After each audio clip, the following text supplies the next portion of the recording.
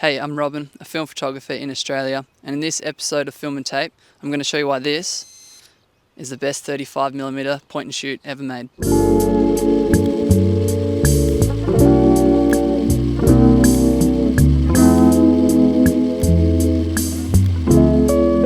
Hold up, if you think nothing can beat a Contax T2, let me know in the comments, but I'm going to tell you about this Fujifilm Klasse S, which has a flash that stays off, aperture priority, a bunch of other features, and it was made in 2007. So yeah, come with me and I'll tell you about this awesome camera.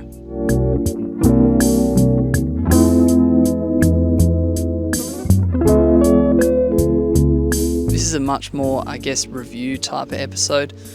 I didn't want to do too many of these on this channel, but I figured I wanted to talk about this camera, and it gave me an excuse to get out here in the hills, film some nice spots. I might go and take some photos of the water. I'll see how I go. I'll definitely be interspersing a few shots that I've taken with this camera.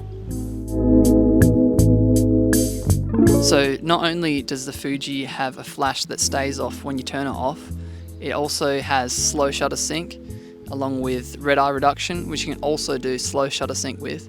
I found this really useful at gigs. Here's a few photos I've taken at gigs using it. The flash is pretty powerful and it does a great job at exposing an image. It's also got auto bracketing. I haven't used that much, but I could see why it would be handy. It's got a manual focus mode, which is awesome.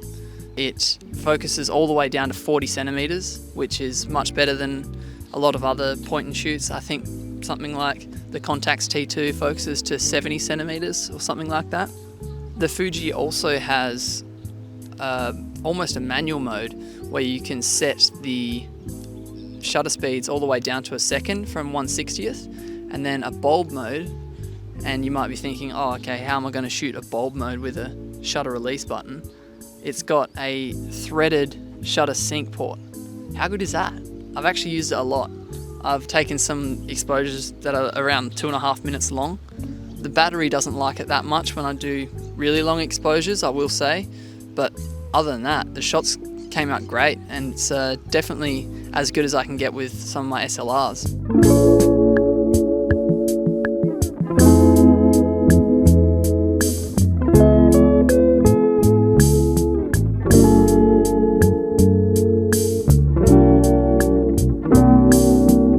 I've shot a fair few rolls with the Klasse S, mainly colour negative, but some slide and some cross-process slide I've also shot, and it always seems to expose very well. Here's some shots I've taken over in Europe. I'll show you a few of my favourites from there.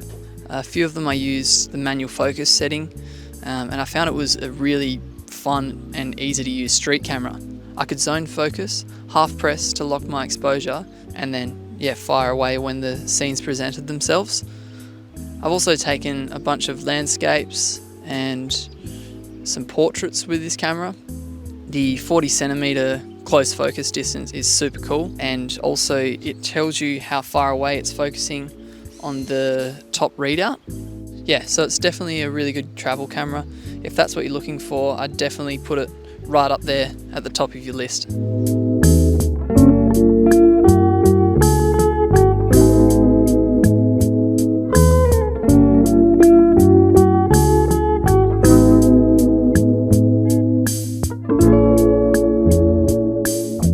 The Klasse S was produced in tandem with the W, the S having a 38mm lens and the W having a 28mm lens.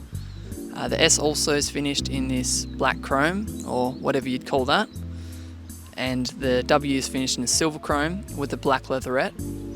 I think there was around 7,000 produced of each for the Japanese market, so scarcity plays a bit of a role in finding one. But if you find one and it's within your budget, I would definitely go for it. Another really useful feature on the Klasse S is the shutter speed readout. It tells you exactly what shutter speed it's going to be shooting at.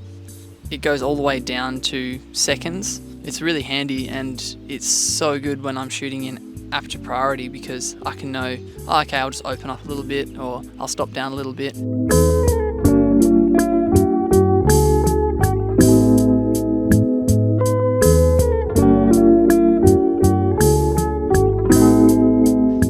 this is more of a film nerd video, I'm going to keep the tape section short and just record a little song on the Tascam Portastudio.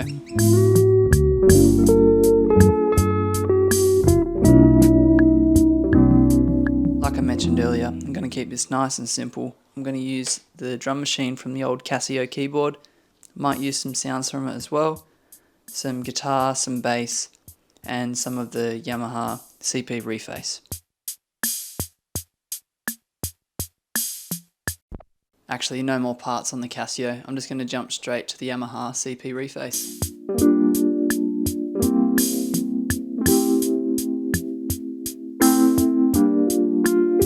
Now I'm going to lay down some bass and then I'll move to the guitar after that.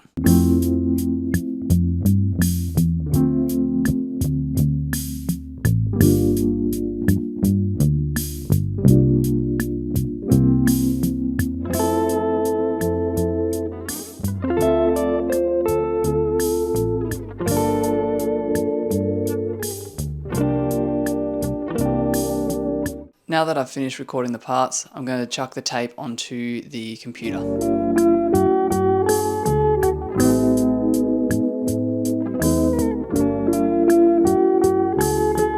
Thanks for joining me on this episode. I hope my ramblings about the Fujifilm Klasse S help you decide if you need one or not. I'm dropping a new episode in this film and tape series each month, so feel free to subscribe if you'd like to see more. Cheers.